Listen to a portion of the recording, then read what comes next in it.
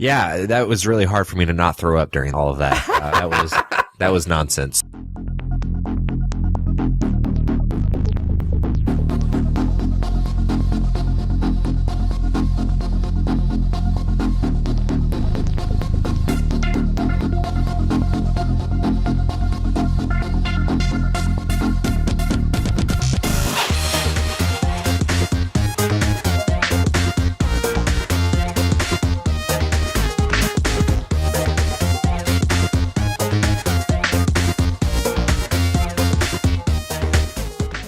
Welcome to episode 216 of the Nerds You're Looking For podcast, a weekly nerd culture podcast that discusses the culture through various segments.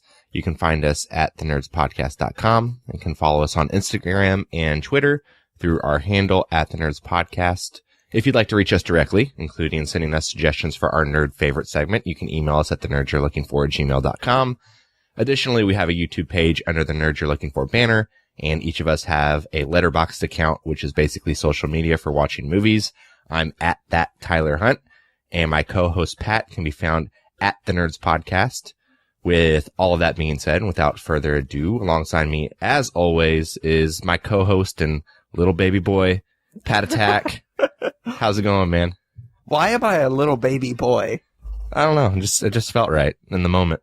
I am kind of a baby, though. I do complain a lot, kind of like a baby, so I get that. No, I'm doing all right. I feel like I should say this right off the top before we get going. I feel like we do this every once in a while, and then nobody can ever hear it on the recording. But my neighbors that live directly behind me, like we share the backyard fence, they are getting a new roof put in, so they are hammering and going at it right now. So I don't know if you'll be able to hear it, but I apologize if that does happen. Obviously, there's nothing I can do. I mean, you could tell them to stop putting in a fucking roof on a Sunday morning. Yeah, that is kind of weird. I mean, they've been doing it all weekend, which seems odd. Like, I feel like they would do it during the week. Like, nobody wants to work on a weekend. So I can't imagine. I don't know. I don't know what's going on. I've never seen them do it on the weekend before. Maybe they're putting it in themselves. And if they're doing that, like, credit to them, because I could not put in a fucking roof. No, and they literally it wasn't like they just, like, re-shingled it, which seems like something that I could probably do if I wasn't terrified of being on my roof. So that has happened. I had to get out of my roof one time, and my father-in-law, was holding the ladder, and as soon as I got up there, I was like, I'm just living up here. I'm not coming down. Like, I'm not doing it. This is where I live now. So definitely wasn't my proudest moment with my father-in-law, and I'm pretty sure that he thinks I'm a little bitch now. But I've seen you on a Ferris wheel. I know how bad it gets for you. Oh yeah, it's really, really bad. But they took down the whole roof. Like, I could see into their attic at one point yesterday. Like, it's crazy. But it wouldn't surprise me if they're doing it themselves, because there currently is a little kid on this roof. So there's a little kid helping. So I imagine they're probably either it's their buddies that are doing it or they are actually doing it themselves. Well, I don't remember. Are there child labor laws in Indiana? I mean, sure. Yeah, I mean, Indiana is kind of backwards, but I'm sure there's child labor laws. Before we get going, I do have to admit to you that last night I cheated on you. I went and I played laser tag. Oh, so, I thought you were going to say that you went on a different podcast. I don't have any other friends. Podultery. I don't have any other friends that have podcasts, unfortunately. No, I played laser tag without you. And I don't know why I think that's cheating. We've only played laser tag together once, and it was one of my fondest memories, but we did go play laser tag last night, and I fucking killed it again. 3rd out of 22 people. I mean, when we went, we won, though. Yeah, but these weren't kids. These were we went, it was 10 o'clock at night, so all the kids had gone to bed. So these were people that were probably 19 or 20 years old, so they were too young to drink, but too old to, I don't know, do anything else. I don't know what they were doing there, but there were a lot of people that were probably in their early 20s or late teens, and I fucking murdered them. So I felt pretty good about myself. Yeah, I mean, I love laser tag. It's so much fun. Like, I feel like a little kid because I'm always like, oh, let's go play laser tag. But it's a lot of fun, especially when you get to play against little kids and you just get to destroy them. And then you get to sit there and wait for your stats, knowing that they're going to be awesome and you're going to be like 1 or 2 in the session. So that always makes me feel pretty good. I need to pad my ego at some point. That's the way to do it, man. Yeah, it's fantastic. So, if this is your first episode, we like to start off each episode by kind of just checking in with each other. We call it what we're into. So what are you into this week? So, I mean, I was telling you before we got started, like if I was being super honest, I'd be talking about King of the Hill because it is now exclusively on Hulu and I've been watching the fuck out of it. I loved that show when it was on and it's such a good show to just unwind to at the end of the day. But instead of talking about that, I'm going to talk about a different show. And this is a show that's been kind of around for a while, kind of not. It's the Connors. So I went on record about my love for Roseanne earlier this year when I made the nerdier resolution to rewatch the series before the relaunch in March, which I did. And we'll talk about it at the end of the year. But I then watched the new version of the show that came on in March and talked about it on the podcast. And you can go back and listen to that episode. But basically, I defended the first episode where things got political by saying that a lot of families were divided with politics, including my own. And, I kind of defended the show from that standpoint. But with that being said, I fully supported ABC firing her after she made those racist comments. Obviously, it was one of those things where I kind of knew she was a piece of shit in real life, but I was able to differentiate that from the character she was playing. But everything that happened over the summer with what she said and how she threw a fit kind of made sense with who she is as a person, which is a piece of shit. So, I was going to be pretty disappointed that due to her being a piece of shit, the show was going to be ending after only being back for one season. But, it was pretty necessary in the moment. Then they had the idea of doing the Connors. And I've watched all 4 episodes of this season so far. And if you're not following along, the idea is that they killed Roseanne off screen, saying that she had an opioid overdose. They had teased that she had become addicted to pills after suffering from surgery and pain in the first season of the show. So it kind of made sense that they wrote her off the show in that way. But with all of that being said, the Connors has basically become Roseanne without Roseanne. And I mean, that begs the question, how is it? Like, you take the person that the show's named off of the show. She's kind of thought of as the lifeblood of the show, right? And that's not true at all. The show has been great, in my opinion, since it's been back for these 4 episodes. There was so much talent on the show already between John Goodman and Laurie Metcalf, and they're obviously able to carry on these stories on their own with the rest of the cast that we've known for almost 30 years. I mean, they've both carried movies on their own and have careers outside of the Roseanne universe, so it makes sense that you don't really feel like there's much missing since Roseanne Barr is no longer on it. Like I said, they've done 4 episodes so far, and each one of them has been pretty great. And what I appreciate about it is that they didn't just write Roseanne off the show and move on, briefly acknowledging that her character had passed. They've dealt with the death a lot in these episodes, and it's actually kind of been heartbreaking to watch. Dan is grieving the loss of his wife, who he had been married to for a long time, and John Goodman plays the part so incredibly well. It definitely makes sense for the character, and I appreciate that they aren't letting the negativity and the drama around Roseanne impact what would legitimately happen with the characters on the show if she had passed away. Also, they did a Halloween episode, which, I mean, if anybody has ever watched Roseanne or is a fan of Roseanne, then you know that this is a staple of the show. So it was really cool to see them do that again. But yeah, I mean, overall, if you avoided the first season because of the political drama, I'd say to give the Connors a chance. I still think that it's one of the best representations of a blue collar family on TV. And now you don't have like this gray cloud of negativity and drama outside of the show hanging over it, a la Roseanne Barr. So I've loved it, all 4 episodes. Yeah, so I've mentioned before that I've never really watched Roseanne that much. Like, I watched it in syndication here and there while I was at work on my breaks or whatever. So I would say that I do enjoy the show, but obviously I'm not a huge fan of it because I've never sat down to watch it from start to finish, but I do appreciate some of the comedy in it. And I'm happy for fans like you that like the show, hated the fact that she said what she said. Like, I completely agree with you. I think she should have been fired. Like, free speech does not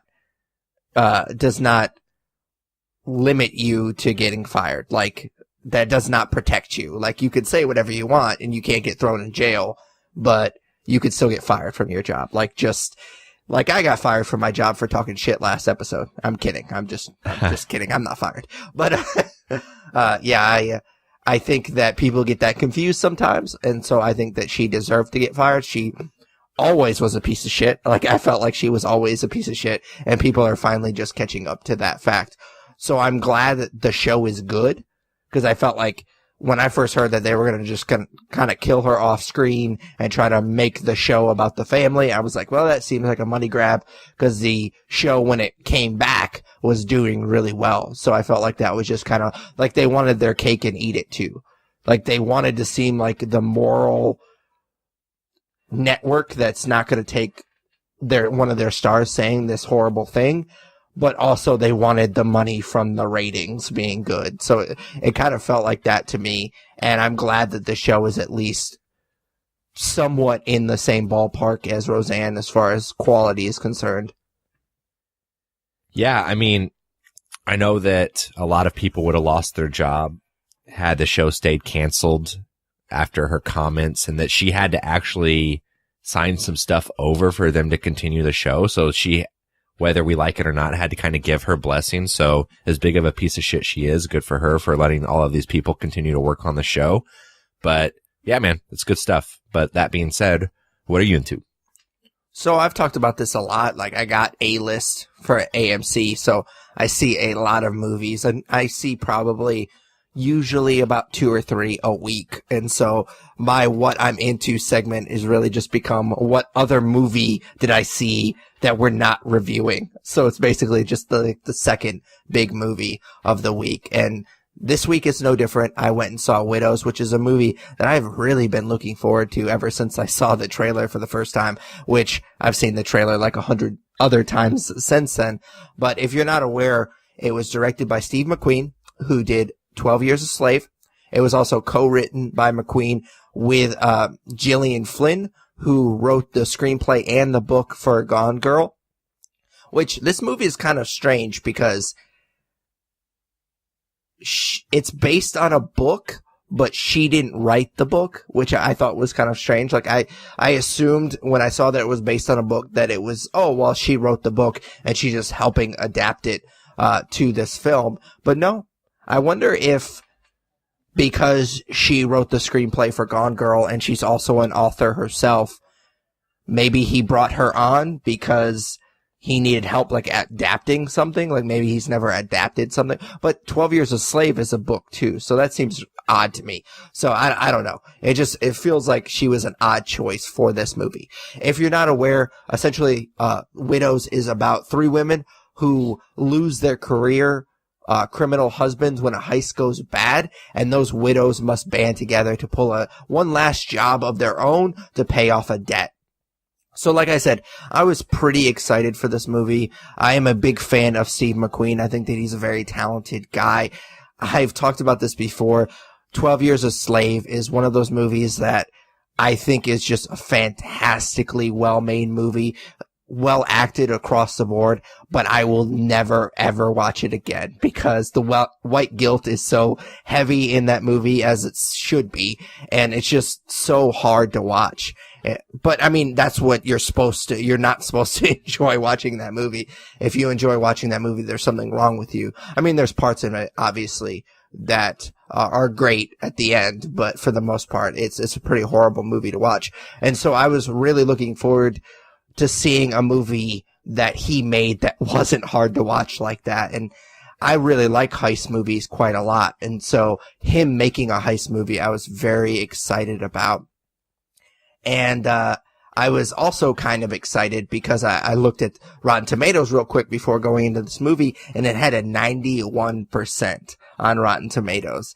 And I think our longtime listeners may know where I'm going with this, because normally we don't bring up the Rotten Tomatoes percentage if we're about to say something good about the movie, because 91% seems really, really high for this movie. Like, after I got out of the movie, I was really, really surprised by how high it is. And I don't know if it's a case of it being Steve McQueen and everybody loves 12 Years a Slave and some of his past work as well. And so they're kind of giving him the benefit of the doubt.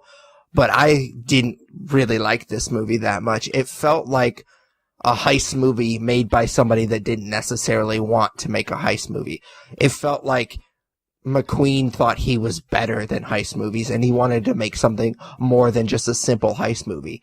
And there's nothing wrong with that. I appreciate when filmmakers try to go above and beyond whatever genre they're in, but this story didn't allow him to do that. I was very disappointed with the story aspect. There was a lot of these threads that either don't get developed or just basically go nowhere, or just don't ever need to be in the movie.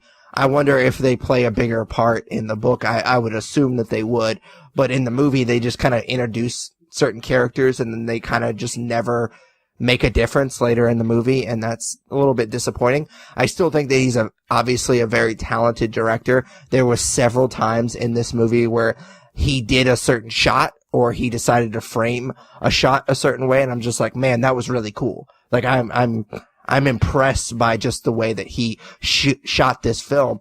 And so there was that in this movie. It just, the story itself just didn't lend itself to a really fantastic heist movie. There's a couple of twists and turns in this movie.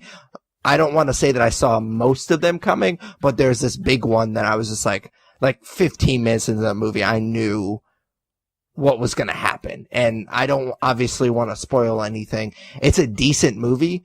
And I think I never read the reviews on Rotten Tomatoes because obviously I knew I was going to be talking about this and I didn't want that to sway my opinion while I sat in this movie. But if I did go back and read some of these reviews, I think it probably is the case of people being lukewarm on something. I would hope, because again, I didn't think this movie was all that good. I think that most reviewers are probably lukewarm, and sometimes the Rotten Tomatoes percentage can be a little confusing because 91% you think, oh man, this movie's going to change my life. But in reality, I think, again, if I read some of the reviews for this movie, it's probably like, oh, well, it was okay. And then that gets counted as a positive review.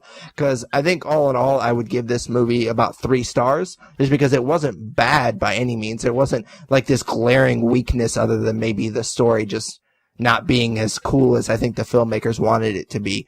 But overall, I would just say if you want to go see this in theaters, like if you've been waiting for this, I don't think that it's going to be a waste of your time, but I would just prefer you wait until it comes out on Netflix or something like that. Yeah, it's a bummer, man. I've been looking forward to this movie. I think my wife and I may actually see it today.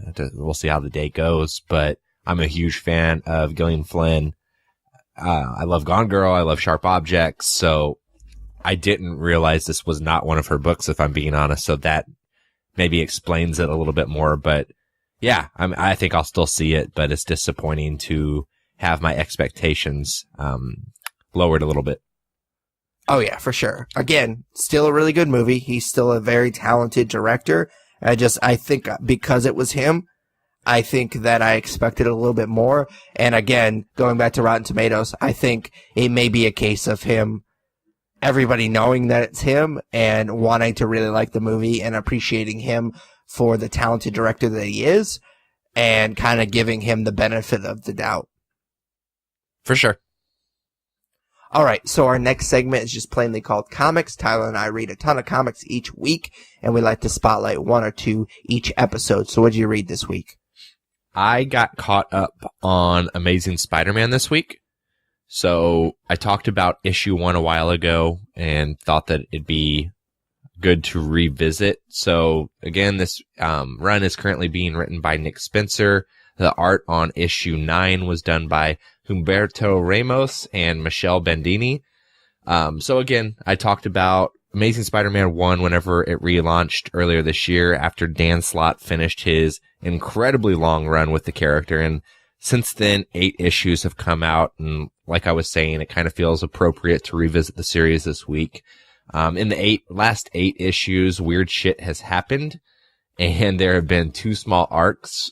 And then issue 8 and 9 seem to kick off a bigger story. So I'll touch on those as well. But the first mini arc of this new fresh run with the Amazing Spider-Man sees Spider-Man and Peter Parker splitting into 2 separate beings after Peter gets shoved into a new scientific tool that Dr. Connors was working on that could potentially split him from the lizard personality, which is super fucking weird. At first it seemed okay because Peter could do things he wanted to and there was still a Spider-Man to save New York, but then it turns out that it wasn't an even split.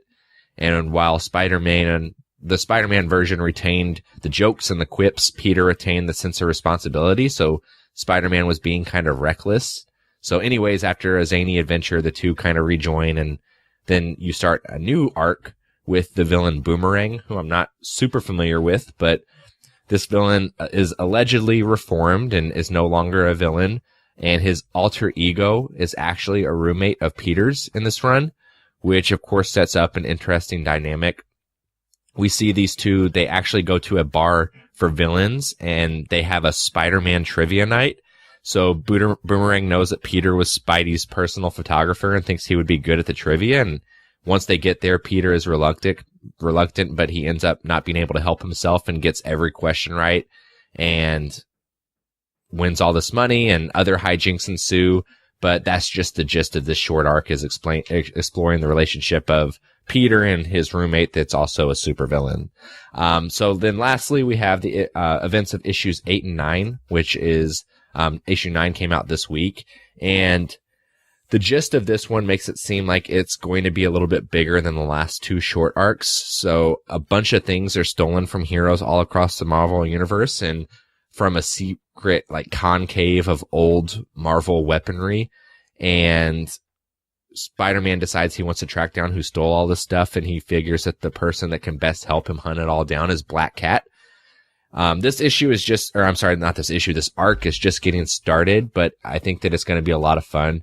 The dynamic of those characters is always great, especially now that Peter is back with MJ, so there's still like that sexual tension, but he's dating MJ in his personal life, and I'm really interested to see where Nick Spencer takes this one. It looks like it's going to carry a little bit more weight than what we've seen. Overall, I'd say the Amazing Spider-Man relaunch has been pretty simple and a little cheesy in spots, but it seems like it's what the character needed after a lot of the heavy stuff that Dan Slott put it through. I'm sure we'll get some heavier stories down the line, but right now it's fun to just be back watching Peter try to juggle Spider-Man and his personal life again, and it feels very familiar, which is not a bad thing at all. So I know you're a huge Spider-Man fan. If you're not caught up on Amazing Spider-Man, I'd suggest you do so.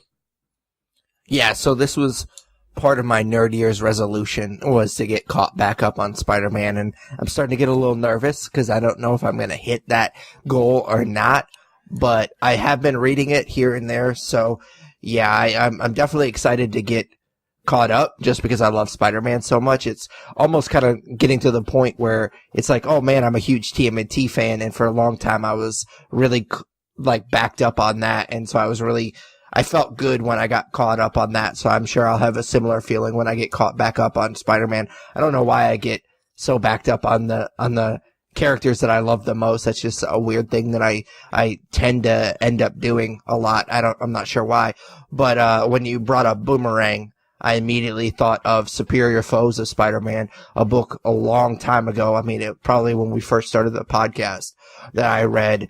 It's just a shorter run. I think it's only like 8 issues or whatever, but it was really, really good. And Nick Spencer wrote that, and Boomerang is the main character in that. So I'm definitely excited to get caught back up, even more so now that I know Boomerang plays a part in this newest arc. Yeah, man, that's interesting. I didn't realize that, but it definitely all comes together. But that being said, what did you read this week?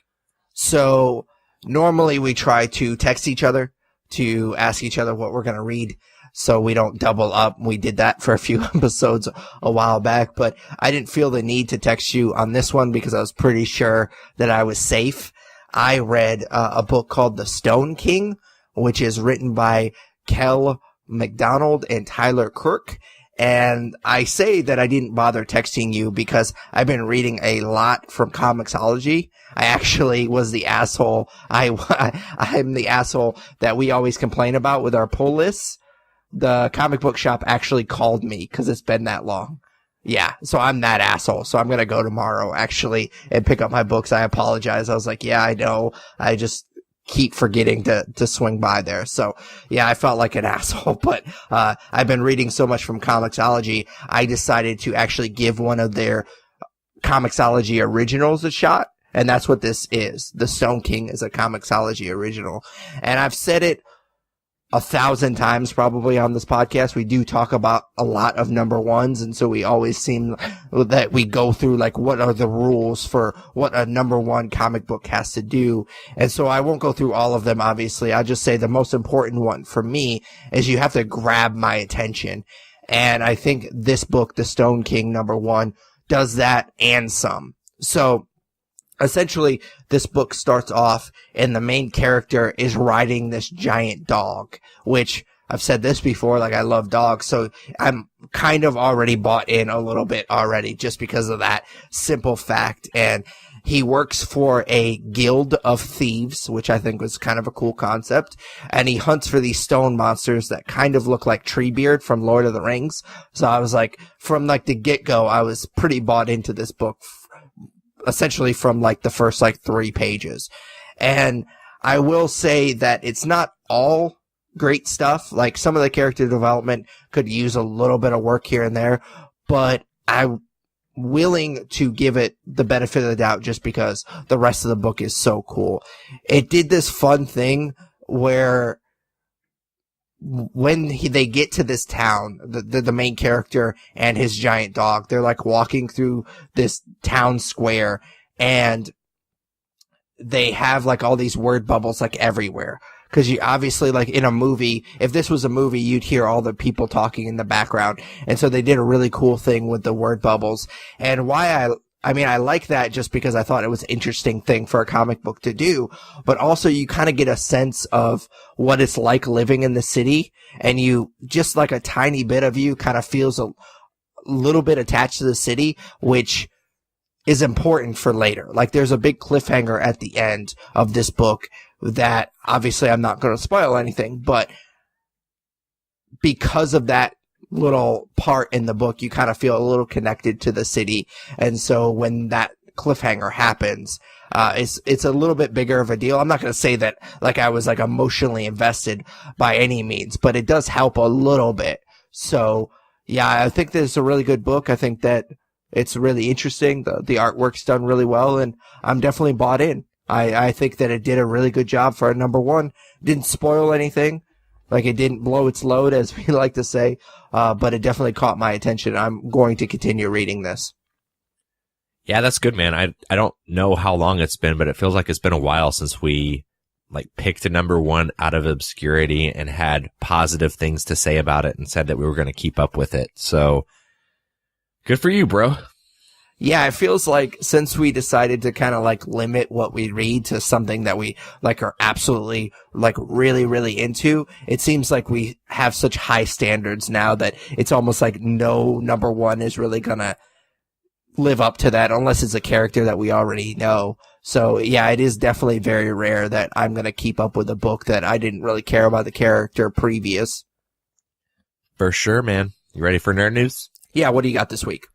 So a few things here, a couple trailers and some news. So Pedro Pascal has been cast as the lead in The Mandalorian, which of course is the Star Wars show that Jon Favreau is the showrunner on. With that being said, I mean, I love Pedro Pascal. I think he's great, but doesn't it seem weird that they're just now announcing this and they've already been filming for a while? I wonder if there's just not a lot of shots with the guy without his helmet on or something. Yeah, that's immediately what I thought, was that they're probably already shooting it with like his double or whatever. And maybe they can go and post and put his voice over it. Like, that would be my guess, is that, I mean, that's what they could easily do that. I mean, a lot of times when you see these actors in the masks, like, they're not actually the one in the masks. So it wouldn't surprise me if they've already shot some of that stuff without him, and that he's just gonna, what is it called? Like ADR or whatever? Like when they do the audio after the fact, something like that. So, yeah, it wouldn't surprise me if they just put that in later. Yeah, I mean, I would assume that's what they're doing. I know that there have been pictures of Taika Waititi directing, and he's directing the season finale of the show, and maybe they're not filming in chronological order, but I would imagine they're getting close to being done, because I think it's supposed to come out next year, if I'm not mistaken, maybe a little later. But yeah, Pedro Pascal is great, so I'm excited to see him in the role. Oh yeah, for sure. He is, even though I didn't particularly like the Golden Circle, the Kingsman 2, I thought that he was really good in that movie, so I'm definitely looking forward to this. For sure, man. So we also got a couple trailers this week. The first was Toy Story 4. We also got a synopsis for Toy Story 4, which is a new toy called Forky joins Woody and the gang. A road trip alongside old and new friends reveals how big the world can be for a toy. Apparently, Forky is a toy that Bonnie makes, and hijinks ensue and sadness is going to happen. But yeah, the trailer for this came out, and it's not like earth shattering or anything. It's like the toys, and then Forky fucks up everything. They're dancing around or whatever. But then like an hour later, the next trailer we are going to talk about was released, and that's the trailer for Detective Pikachu. So a lot of trailers this week. Yeah, so I actually thought you were going to bring up the kind of like the second teaser trailer for Toy Story 4, which so the that one's great. Yeah, that one's great. Yeah. So the first one I thought was really good, because they introduced you to this new character, Forky, and I think that they did it in a really cool way. They didn't give away anything about the movie, but you can kind of infer what the movie might be about by just this simple, like, a minute or two, really super simple trailer. So I thought that was really cool. And then, of course, they did the Key and Peele thing with the second teaser trailer, which is fantastic. It's so funny. I love that so much. So do you just want me to go back into Detective Pikachu? Because I do have some thoughts. Yeah. I figured that's where we would go next. Okay, so I know a lot of people are upset that this is the first live-action Pokemon movie that we're getting. Like, Detective Pikachu is not a big deal. Like, it was a one game, like, not even that long ago. And essentially the whole concept, and you'll see it in the trailer, is the whole concept is that there's somebody that can actually understand what he's saying. And that's kind of the whole idea. And they basically go around and solve crimes. I've never beaten the game. I played it a little bit. I think I rented it from like GameFly or something. I couldn't really get into it. It's not a bad game. It's an interesting concept, but I think it's very divided among fans right now. It's like people like me, who I do love Pokemon. I am a little bit late to the party, and I'm going to talk about that with Harry Potter too. It feels like these are two big fandoms that I consider myself a part of, but I've definitely been late to the party on both of them. But there's fans like me that are just excited for a live action Pokemon movie and have been blown away by the trailer. Because I didn't think anything of this. Like, I thought it was going to be a joke. And then I saw the trailer and I was like, man, this is really cool. Like, I saw it online. Like, I watched it before we went and saw Fantastic Beasts 2. But, like, when it started in the theater before we saw Fantastic Beasts, like, I was really excited to see it in a theater. So I think that it looks really cool. I know that some fans really don't like the design of the Pokemon, but I feel like with a big movie like this, with such a huge fan base, you're never going to make everybody happy. And I think that it looks really fun, and I think the Pokemon look really cool. Yeah, so I didn't have any expectations for this movie either. I mean, it was a weird movie, and Ryan Reynolds was going to be voicing Pikachu, who has only ever said Pikachu or Pika Pika. So it didn't really make sense to me. But now that the trailer's out there and, you know, all of those kind of questions have been answered, I think that, I don't know that I'm going to go out on a limb and say that this movie looks really good. I want to wait and see, but I think that, visually it looks really good. Like the Pokemon look amazing as far as, what's on screen. And I love that it's a hybrid with, live action. So I'm excited for it, but, yeah, still kind of a weird concept to adapt. Yeah, and like I said, I think some of the fans are upset that we're getting a Detective Pikachu movie and we're not getting a Pokemon movie, even though obviously Pokemon are in this movie for sure. You could tell that right off the bat with the trailer. There's a lot of Pokemon in this trailer, but I don't know how you do that. I guess, I mean, they did the show for so long without the Pokemon being able to communicate, but it just seems weird to do a movie where the main character can't talk to the other main character. So I think that this was kind of their loophole. Sure. Yeah. But I don't know. It looks good, man. Yeah, for sure. All right. Last thing I have, and I've been dreading it all week, if I'm being honest, but, yeah, Stan Lee passed away. So huge bummer, but we have to do our due diligence and kind of eulogize him a little bit. So with that being said, I don't really want to do it. So I'll turn it over to you. So I mean, I kind of already did this a little bit on our Facebook page. And so kind of the gist of what I said was like,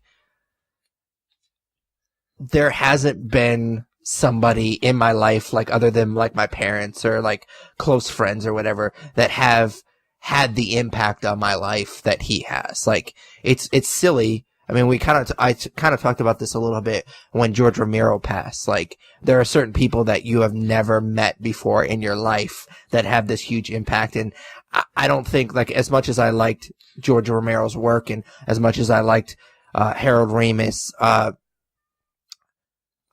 Stan Lee is just in a whole different category. Just everything that he's created has this huge impact on my life. And the fact that he's gone, I mean, yeah, he was super old, and I hate that everybody keeps saying that. Like, oh, well, he was 95 or whatever it was. And it's like, it doesn't matter. Like, you could still be sad. Like, it's not a shock because he was getting so old, but it's just, I mean, it sucks, man. It's hard to I like literally as soon as you started talking about it, I was like, oh shit. Like, oh yeah, we do definitely have to do this. And I really don't want to. Yeah. It's funny.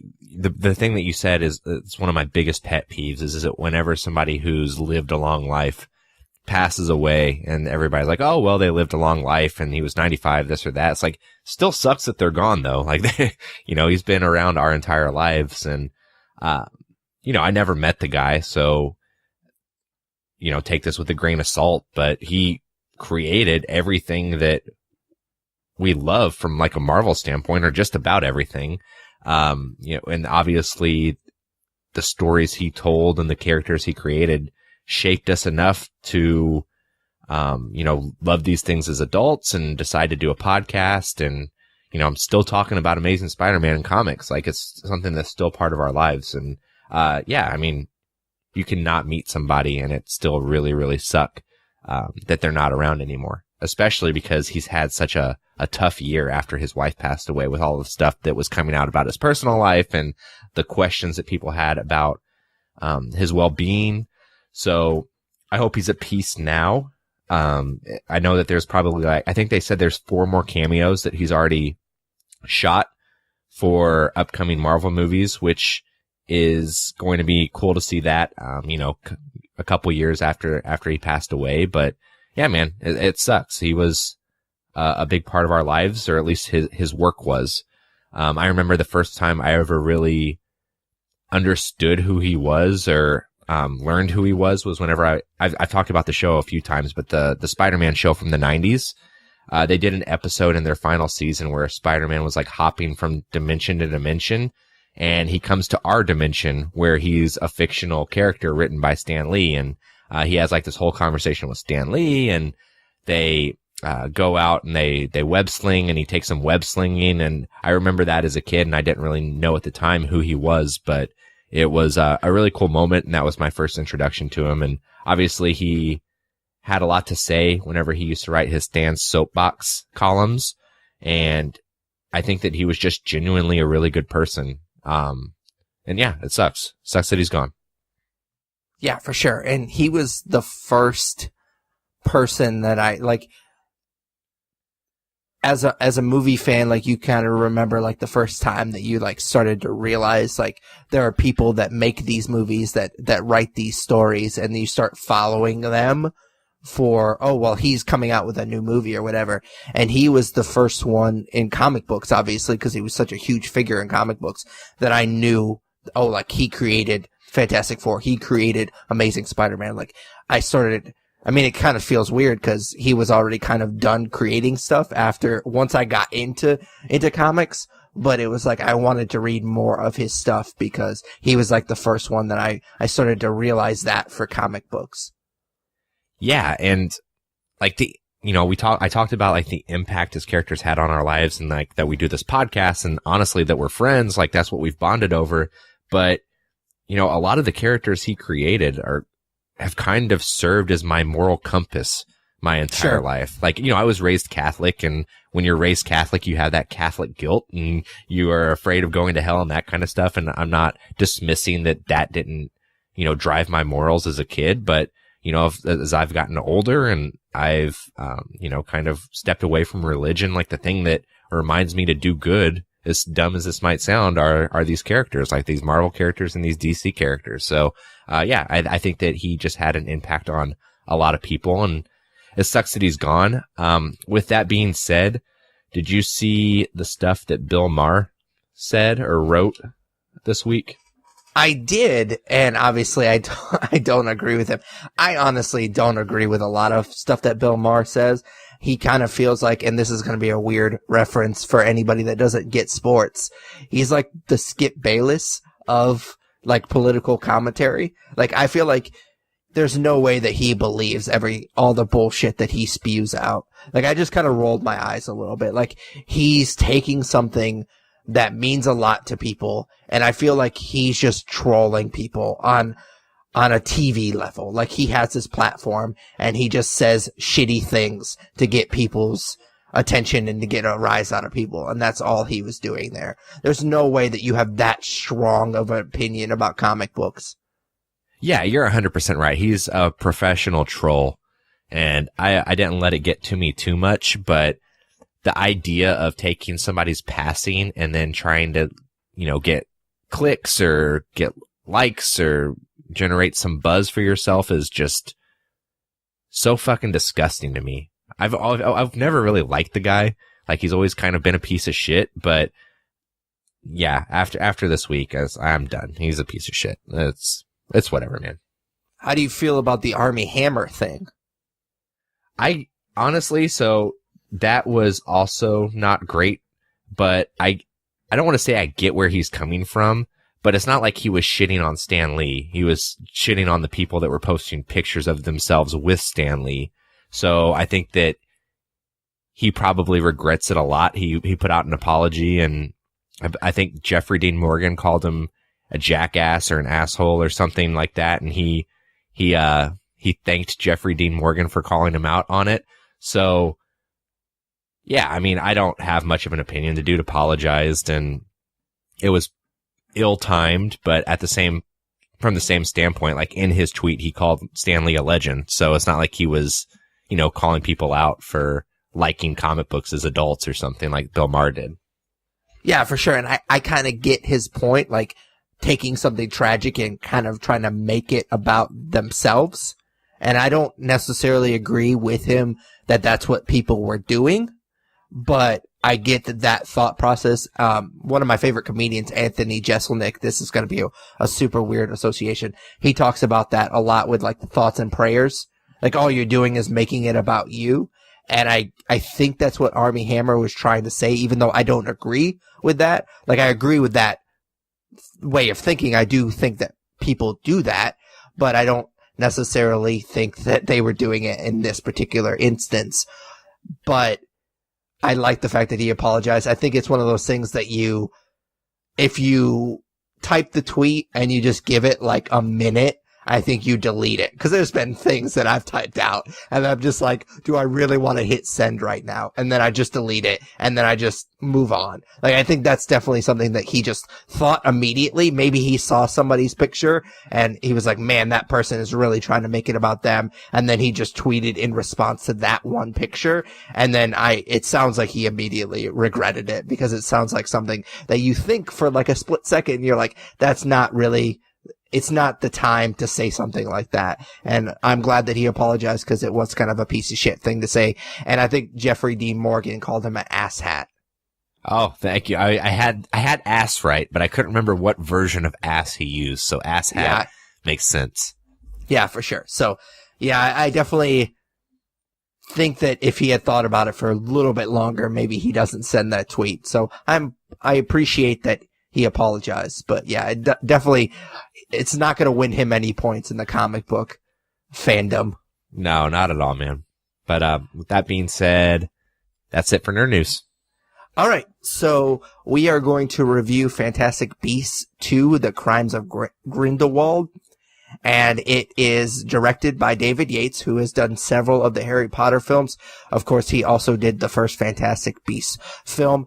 This film was written by J.K. Rowling, who, of course, everybody knows that she wrote all of the books, and she wrote the first movie as well. So, in the second installment of this franchise, Grindelwald, which I don't know why I struggle with his name so much, but he escapes and begins his search along with the rest of the wizarding world for Credence, who is obviously a character that is essentially the bad guy in the first film. So, if you've been listening to this podcast for a while, obviously you know that I was excited for this film. I've discussed this before, but for a long time I didn't really understand the Harry Potter franchise. I tried to watch them when I think it was after the first few were released. I was like, okay, well, I'm going to sit down and try to watch some of these movies and try to get a sense of why everybody loves them so much.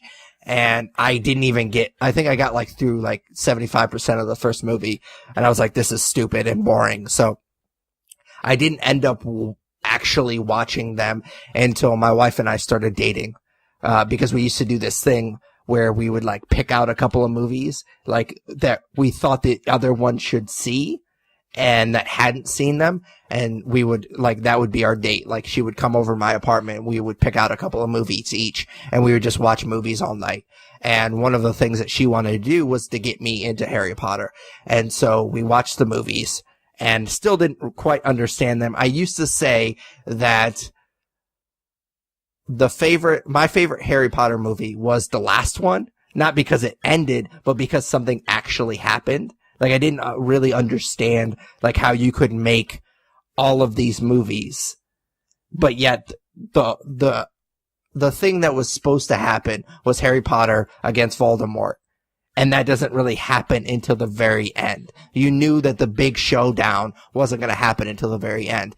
And it wasn't actually until bringing this back to Fantastic Beasts, it wasn't until I saw the first movie and how much fun it was and how much I liked that movie that I was like, maybe I should give this another shot.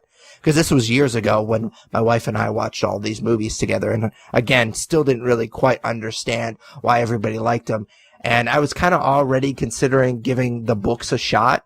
And after Fantastic Beasts came out and I liked that movie so much, I was like, okay, well, I'm going to start reading, or not really reading, listening to the audiobooks. And that's when I really got into it. And I started rewatching the movies with the books in the background. And there's so much more character development in the books versus the movies. And so I had like this appreciation for these characters outside of the movies. And so I started to appreciate the movies even more. And like I said, with Detective Pikachu and Pokemon, like I was definitely late to the party because it's only been since Fantastic Beasts came out a few years ago that I consider myself a really big Harry Potter fan.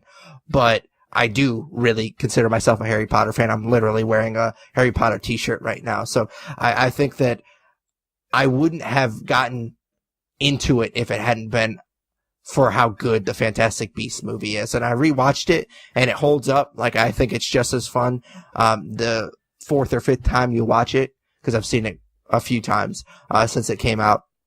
So I consider myself a Harry Potter fan because of that movie. I mean, of course, the books are really great and the other movies are good, but it really kind of started with this first film.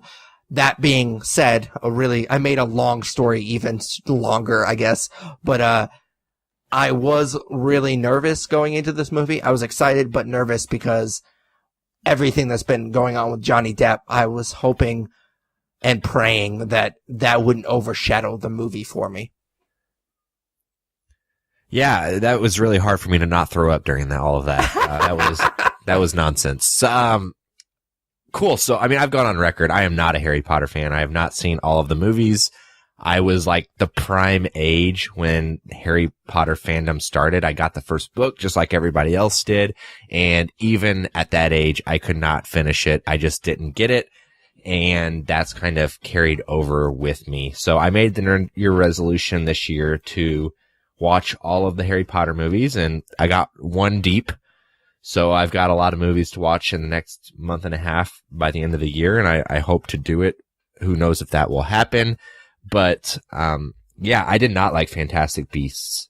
I don't remember what the star rating was I gave it. I don't remember what the review was like when we reviewed it, but I can genuinely tell you as I look back on that movie, I did not like it. I thought it was super boring. So going to see Fantastic Beasts 2 was a chore for me, and I really had to drag my ass to the theater to see it. I was not excited. So, yeah, here we are, reviewing it. All right, so if this is your first episode, when we break up this the main topic, I almost called it a nerd topic for some reason. I don't know why. My brain is just not working this morning. But, yeah, when we break up this main topic, we like to start off with kind of just a general overview. We call it broad strokes. So how'd you feel about Fantastic Beasts 2? So, given what I just said, it is obviously probably going to be pretty hard for me to review this movie objectively, but I'm really going to try to base this review on the film that was presented and not my personal feelings about the wizarding world. With that being said, I don't feel like this is a good movie. It's not terrible, and there were places where I perked up a little bit, but it's amazing to me that a world of magic could be made to feel so fucking boring, which is what this movie is. Okay, just for clarity's sake, it did take me a little bit to find it because I had to scroll through our website for a little bit. You gave it a 2.5, and I gave mine. My review was a 3.5. I don't know how the review went, obviously, but yeah. So you gave it a 2.5. So obviously, sounds about right. You were a little negative, but obviously not super negative because it was only 2.5. But so, one thing that I always said, like I mentioned in my little intro, which wasn't very little, it was too long. I admit that my little intro was too long. But basically what I said was, prior to listening to the audiobooks, my favorite of these Harry Potter movies was the last one because I felt like something actually happened. We were just waiting for this one thing to happen, and it actually happened. And the movies just didn't feel important, because you knew they weren't going to get to this big thing until the very end. And of course, I don't feel that way now, but that was always my go-to answer when somebody would ask me that, like, what's your favorite Harry Potter movie? It's the last one because something actually happened. And I hope eventually this movie will follow the same path that I described in my intro that the original movies did. Like, I didn't really like them at the beginning. I didn't really think that anything important happened in them. And hopefully by the time we get to the end of this franchise, this movie will make more sense and be more important. But unfortunately, like Tyler said, we can only review the movie that we just watched, which right now, after one viewing, this felt like a 2-hour appetizer for the other films. Like, it didn't really feel like it mattered at all. Agreed. All right, so jump right into the story. So, like I said in my broad strokes, for me, it was just really, really boring. When I look back on the movie and really piece together the story that was told and what happened, it actually, to me, sounds a lot more interesting than the way it was presented to me on film. It was really a struggle for me to keep my eyes open through this movie, which is a shame. I think Grindelwald is a good villain, and I love the manipulative side to the character. In fact, the scenes with Grindelwald were some of my favorite. I just think that when I look at the story of Fantastic Beasts and when I look at the story of Fantastic Beasts 2, it's probably not popular, but I think Newt is a really shitty character, to be honest, and unfortunately he's the main protagonist. With that being said, back to the story. I'm saying this as a Harry Potter outsider, so maybe it's my ignorance that's saying this, but everything about this movie seemed way too convoluted. It was really hard for me to follow a lot of the threads, even more so because it was all presented in that very boring manner I keep referring to. I think it's partly because this movie is very exposition heavy. A lot of times when Pat and I review comic books, we complain if an issue, like a number one issue, is overkill on the exposition. And that's what watching this movie felt like to me. It just felt like I was being force-fed information that I was not able to comprehend. I could slowly feel my eyes rolling to the back of my head as layer upon layer of explanation and exposition was added to the concept of this film. And it felt like kind of similar to what you were saying in broad strokes. Like this movie was more about building the universe and future threats than it was about putting together a start to end narrative that felt complete. So, yeah, not a huge fan of the story. Yeah, so we're going to agree 100% on this. This story did something very rare that I don't see very many movies do. It made the plot super convoluted, but also at the same time, extremely low stakes. Like, it was super complicated, but nothing important really happened. I literally, while we were driving home, I asked my wife, who is also another big Harry Potter fan, I was like, what actually happened in this movie? Like, name one thing that actually mattered in this movie. She's like, oh, well, that lady died. I was like, oh, the character that we just now being introduced in this one movie, like we've known for 2 hours? Like, who gives a shit about that one lady? Like, there's nothing that happens in this movie that feels like it's super important. It's super low stakes with everything. For example, there's a little thread, and I know this is kind of nitpicky to bring this up, but it really bothered me, and it kind of is a perfect microcosm of how I feel about this movie.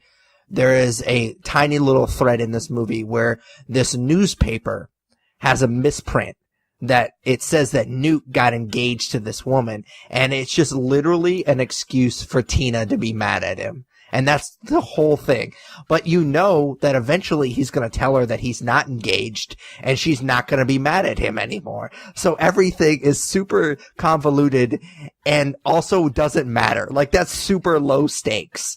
Because you know eventually they're going to get together and he's going to tell her, hey, by the way, I'm not really engaged. And even that scene took too long. Like, the way that the conversation went, he was like, well, I'm not really happy. And then he was just so fucking weird about the way that he explained it to him. And finally he told her flat out that he just wasn't engaged. And she was like, oh, okay. And then they were fine again. So everything felt like that. Like, nothing really mattered because you knew eventually that it was going to get resolved. So, super convoluted, but also very, very low stakes, which, speaking of Newt, the biggest thing that bothered me about this story, and you said that you were going to try to review this movie for what it was. And for me, liking Fantastic Beasts so much, it's kind of hard for me to separate the two.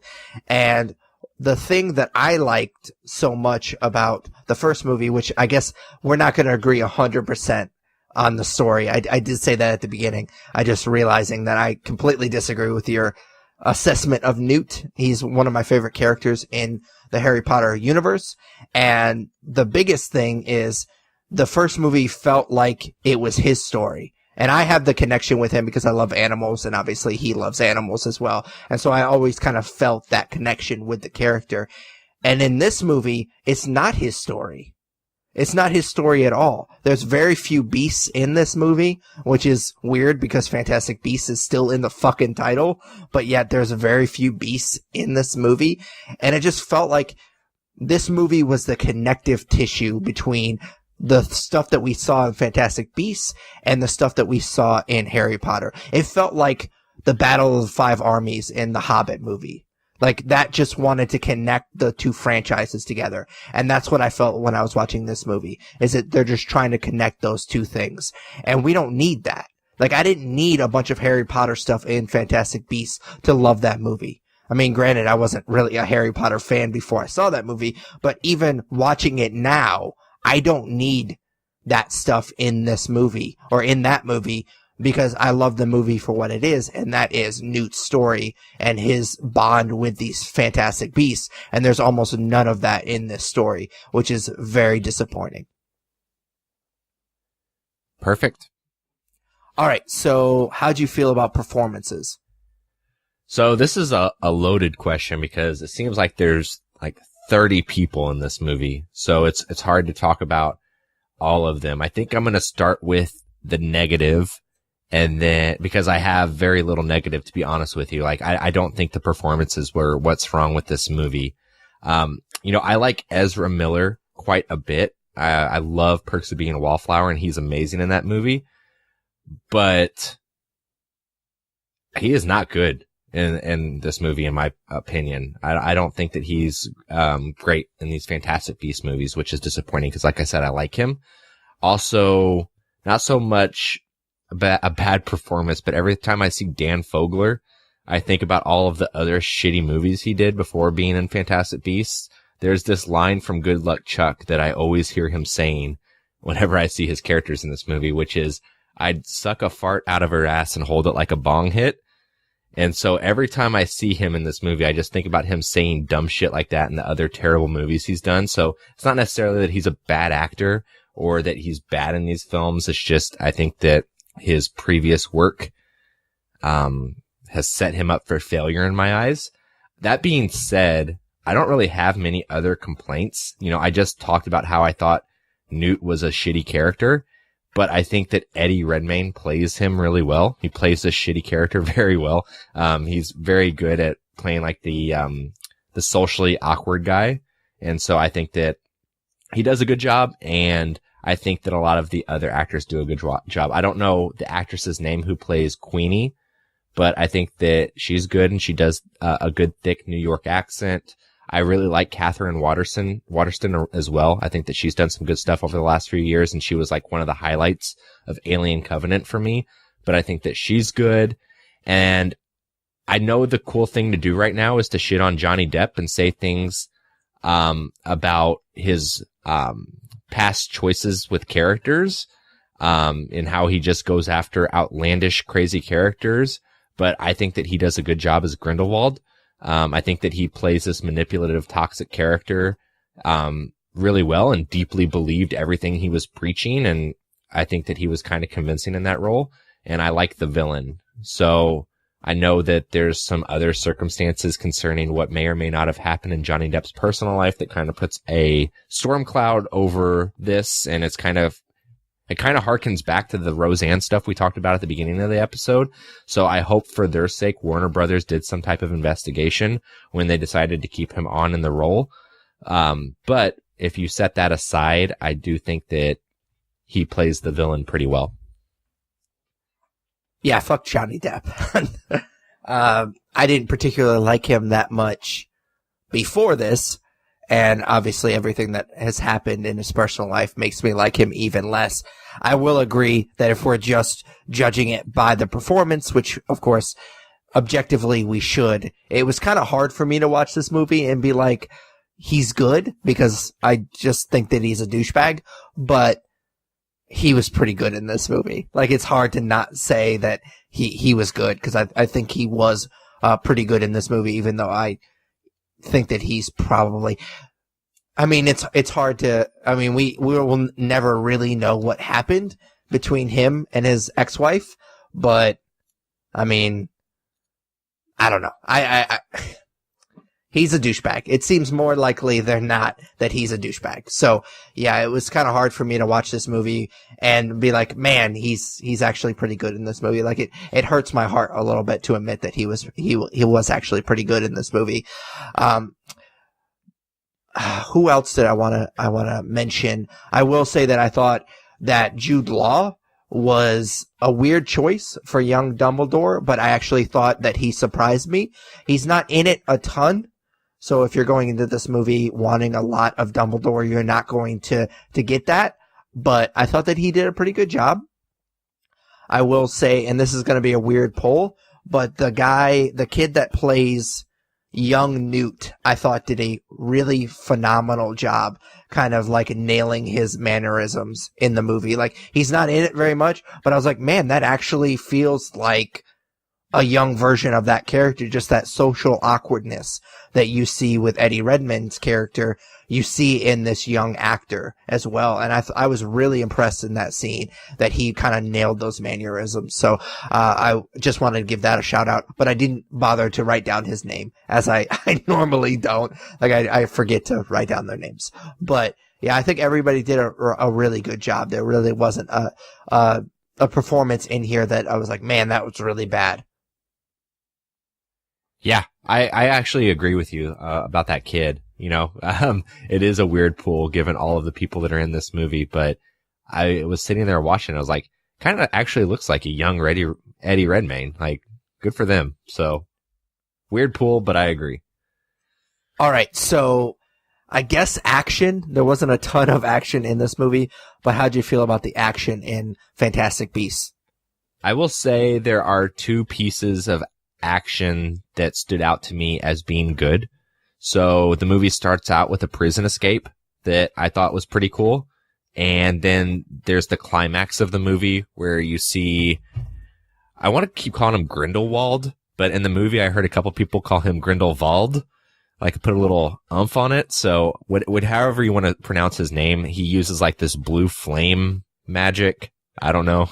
I feel really out of my element talking about it, but he uses a blue flame magic that's pretty cool. And it's not like, there's not a lot of action to it, but it is kind of suspenseful. So I'll give that to them. And the climax of the movie was pretty good. But yeah, I would say when there was action, it was done well. You actually didn't pick my favorite action scene in this movie. So you have the prison escape, which was cool, but I didn't bring this up in my story, and I don't know how much. I mean, obviously we try not to spoil anything, but I felt like the prison escape was kind of meaningless. I don't completely understand it, and this kind of goes back to our discussion of the plot being kind of convoluted, but he essentially switches places with somebody, and he could have just fucking walked away. Why did he, like, go back to the cart? Like, he was already gone. Like, he could have just walked out of the prison and be done with it. So that felt really weird to me. But, I mean, the action itself, just going back to this actual segment, I thought it was pretty cool. I mean, I appreciated it. But at the same time, I just thought it was kind of meaningless. The scene that I thought you were going to bring up that you didn't actually bring up is where Newt rides, and I'm going to pronounce this incorrectly, the Zooey or something like that. It's the big lion dragon thing in the movie, which I thought was probably my favorite beast that maybe we've seen so far. I thought it looked so awesome. I loved it in the trailer, and I thought it was really cool in the movie. It's I think it's Zouwu is what it is, and I'm not sure how to pronounce that, but it was a really cool scene. I thought that the villain that they were fighting were just basically like these wizard cats, which were really stupid, but I just love to see that thing in action, and I kind of wish it was more used in this movie. I will say that I didn't think the blue flame magic thing, whatever you called it, I didn't think that was that cool. Like, the dragon thing ended up being really cool looking, but I mean, they defeated it pretty easily. So, and that's another going back to my story problems with this movie. Like, nothing really felt high stakes. And even that scene, it's like one of the last scenes in the movie, just felt like super low stakes. For sure. This isn't an action question, but more of a question to put some things in perspective for me.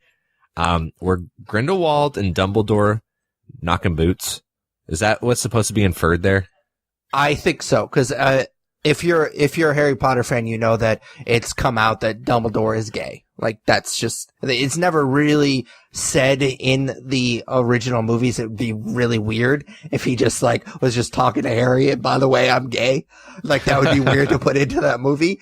But J.K. Rowling has come out and said that he's gay, and I think that that's kind of what they're saying. You don't ever get an answer even in the original books. Like, they talk about how they have like this really close relationship, and it's actually one of the things in Deathly Hallows that I liked in the book that they go into it a little bit in the movies, but one of the things that like Harry really kind of questions how much he knew about Dumbledore because he was close to this person that we know is like a son of a bitch now, like is hated among the wizarding world. Because this thing that we're now getting to watch happened. So Harry's starting to kind of question whether or not he actually knows Dumbledore that well, because him and, however you want to pronounce his last name, and I'm going to try not to because I struggle every single time, but they were so close, and I think that it definitely gets inferred pretty heavily in this movie, but we haven't actually gotten a for sure answer that I know of. I mean, why else? So what's the point of them making that little charm bracelet thing that says that they're not going to hurt each other? Like, why do that? Like, I feel like you and I would probably never hurt each other, but I don't think that we need to do a blood oath about it, and we're bros. So why did they, like, is it just a magic thing? I just have a lot of questions, man. I don't know. It's not really explained all that well. And again, kind of harping back to the stuff that we've been talking about before, it's just like, that wasn't even convoluted. I mean, in a way it was, but it was more ambiguous than it was convoluted, if that makes any sense. Like, they just don't really explain it that much. It's just an excuse because Jude Law, Dumbledore, is so powerful. They just needed an excuse why he wouldn't go against him. Like, that's literally, because it's almost like Avengers Infinity War, like trying to take Hulk out of it. Like, you have to, like, that. Marvel has a Hulk problem, and Fantastic Beasts has a Dumbledore problem. Like, he's so strong that why wouldn't he just go in and stop what was happening? Well, he can't, because they did this weird blood oath thing. What would happen if he attacked him? What do you mean? So he has like this blood oath thing, like this charm bracelet. I have absolutely no idea. All right. Well, it makes me feel better then that I'm not as lost as I thought I was. It sounds like everybody, even the people that love this stuff, is lost. So. Yeah, so tweet at us if you know the actual reason why he can't. But spoiler alert, he eventually does. He eventually does what? Fuck him? Well, yes, I think so. But I think that's already happened. I think that's already happened for sure. Oh, but he kills Grindelwald? Yes, they do. Is Grindelwald a character that was talked about in the original Harry Potter stuff? Yeah, did you not know that? Bro, I just fucking told you I've not read the books or watched the movies. How would I know that? Okay, fair enough. But yes, he is talked about in the first one. Is he like... Well, in the first franchise, like not in the first book. Does he have anything to do with Voldemort? Not really. I feel like we should just do a special episode where you explain Harry Potter to me. I don't know if that would be a great episode because I'm not like... I love the movies and stuff, but I'm not. I've only read the books once, so. Yeah. All right, man. Cool. Well, sorry for the side quest there, but it makes me feel better to know that everybody else is kind of in the same boat I am. All right. So, star rating. What'd you give Fantastic Beasts to? 2.5. Yeah, I mean, I really want to give it 3 just because I like the first movie so much. But if I'm going to be objective, I'll also have to give it a 2.5 because this movie just wasn't very good. I hope that eventually, with the other movies coming out, that this movie in retrospect won't look as bad. But right now, judging it from what we have right now, which is obviously all we can do, this movie was very disappointing. For sure, man. You ready for Nerd Favorite? All right, what is it this week? So, originally, I was having trouble, and I was going to ask you what your favorite Johnny Depp movie was, But then we started talking about Stan Lee, and I started to kind of reflect on his impact. And I think the obvious answer, given his passing, is what your favorite cameo of his is, since he's done so many. So I'll give you a couple minutes to think, but as soon as I thought about this question, my answer was pretty obvious. I think it's the cameo of his that probably carries the most weight, which is his cameo in Spider-Man 3. He delivers a couple lines to Peter Parker. It's something along the lines of, maybe one person can make a difference. And I think that is pretty spectacular that he was able to say that on film, because that's kind of, what he taught us all through what he wrote. And yeah, I mean, he's one person and he made a difference. Like, given there were a lot of other creators around him that helped him create a lot of these characters we love, but yeah, I would definitely say that's my favorite, especially in retrospect now that he's passed away. Probably the best thing about Spider-Man 3 as well. So would it be too hipster of me to say Mallrats? No, I mean, so I listened on Fat Man or it's not called that anymore. It's called Fat Man Beyond. They eulogized Stan Lee this week, and in Kevin Smith's opinion, it wasn't a cameo. It was a full-blown role in Mallrats. Okay. But, yeah, I mean, I'm not going to sit here and split hairs, man. If that's your answer, that's your answer. I mean, I liked that movie. I don't particularly like it that much in the whole scope of Kevin Smith's filmography. It's not one of my favorites, but I just thought it was so cool to have a character that loved comic books like I love comic books. And this guy, Stan Lee, that I knew, like at the time when that movie came out, I don't think that there was a ton of people outside of the comic book fandom that really knew who he was. And so I just thought it was really cool that he was in this movie. But if we're going to say like Marvel movies, I would completely agree with you. But for the sake of conversation, I think you go with Age of Ultron. Was it Age of Ultron or was it Civil War? I think it was Civil War, right? Where he does the Tony Stank thing. Sounds right. Well, it's one of those two, for sure. And I love that. It works so well. It's Civil War, because I think it was right after Don Cheadle gets hurt is when it happens. So, yeah.